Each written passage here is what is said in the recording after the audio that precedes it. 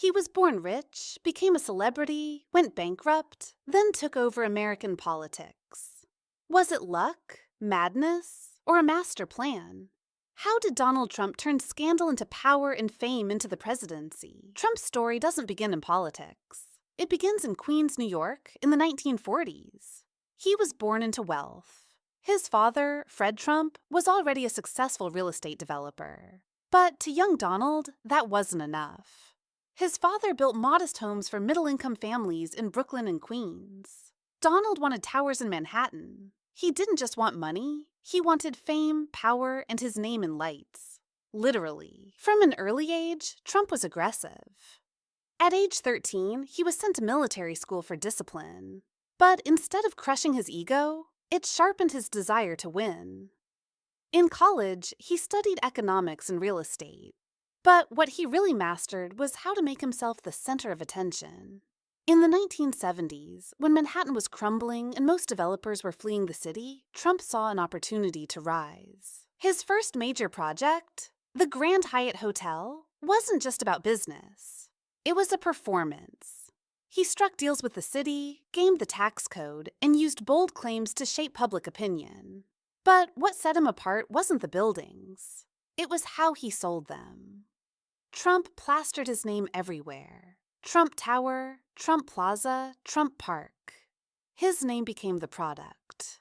And while the buildings were real, the myth was even bigger. The media played right into his hands.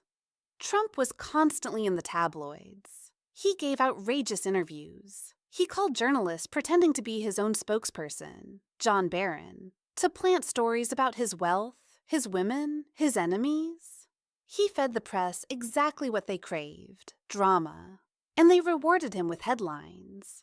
In a city that thrived on celebrity gossip, Trump was gold. But behind the flashy suits and magazine covers, his empire was built on shaky ground.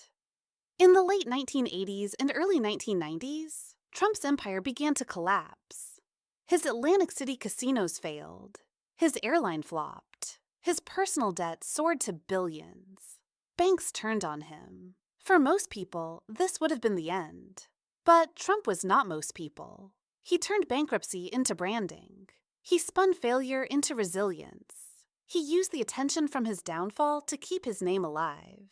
In his world, bad publicity was still publicity. Then came television. In 2004, NBC launched The Apprentice, a reality show starring Donald Trump as the ultimate executive.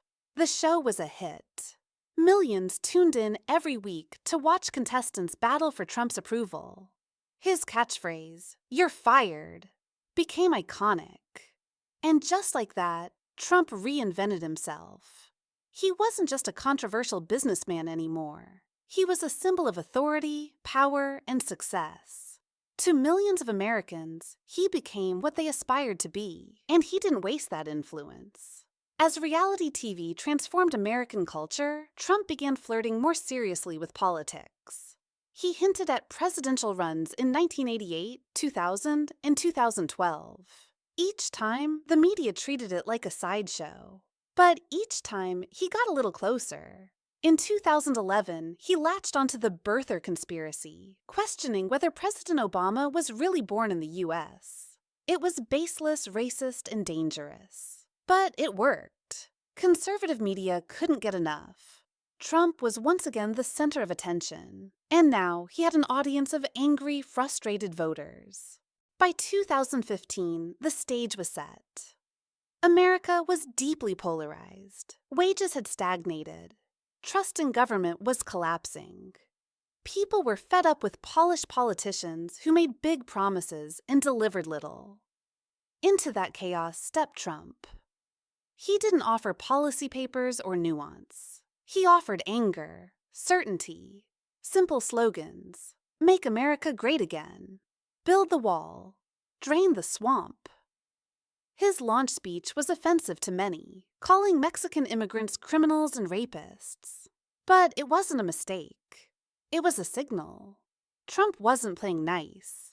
He was tapping into rage, and it worked. He crushed his Republican opponents, many of whom had years of experience and deep party connections. Jeb Bush was humiliated. Marco Rubio was mocked. Ted Cruz was belittled. Trump gave them all nicknames: Low Energy Jeb, Lion Ted, Little Marco, and repeated them until they stuck. He didn't debate. He dominated. Every insult made headlines. Every tweet moved the news cycle. And every time pundits said, "This is the end," his poll numbers went up. In the general election, he faced Hillary Clinton, a political heavyweight with decades of experience. She had the endorsements, the money, the organization. Trump had rallies, memes, and momentum. He called her Crooked Hillary and led chants of "lock her up." His campaign weaponized social media like no one before. Russian trolls spread disinformation. Facebook algorithms amplified division. Meanwhile, Trump traveled the country holding packed rallies that felt more like rock concerts than political events. On election night 2016, the unthinkable happened. Trump won. He lost the popular vote but dominated the electoral map. Shockwaves rippled across the world. The man once seen as a tabloid clown had just become the most powerful person on earth. His presidency was unlike anything America had ever seen. Trump governed like he campaigned, through chaos and conflict. He fired staff constantly. He battled the media daily. He tweeted policy. He praised dictators and attacked allies.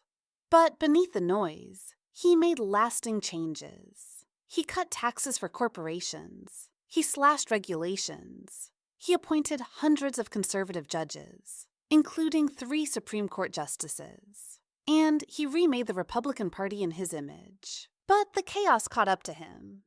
In 2020, the COVID-19 pandemic exploded. Trump downplayed the virus, mocked masks, and feuded with scientists. The economy collapsed. Over 400,000 Americans died during his term. Then came the killing of George Floyd, protests across the country, and Trump's infamous photo op holding a Bible in front of a church after tear-gassing peaceful demonstrators. The nation was exhausted. In November 2020, Joe Biden defeated him.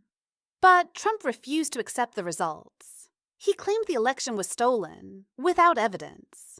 He filed lawsuits, pressured state officials, and spread lies. His supporters believed him. And on January 6, 2021, many of them stormed the U.S. Capitol, trying to overturn the election. It was a violent, surreal moment that stunned the world. Trump was impeached again, but not convicted.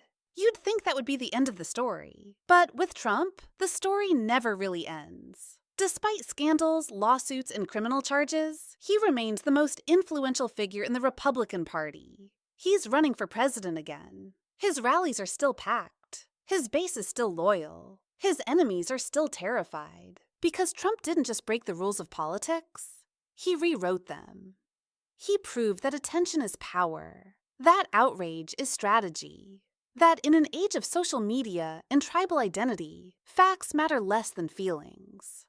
Trump didn't invent the divide in America, but he amplified it louder than anyone before. Love him or hate him, Donald Trump is not an accident. He's a reflection of celebrity culture, of political dysfunction, of a nation wrestling with its identity.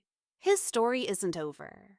And if history is any guide, the next chapter will be louder, wilder, and more unpredictable than anyone expects. So if you want to keep up with the twists, the chaos, and the game Trump keeps playing, make sure you hit that like button, subscribe to the channel, and turn on notifications.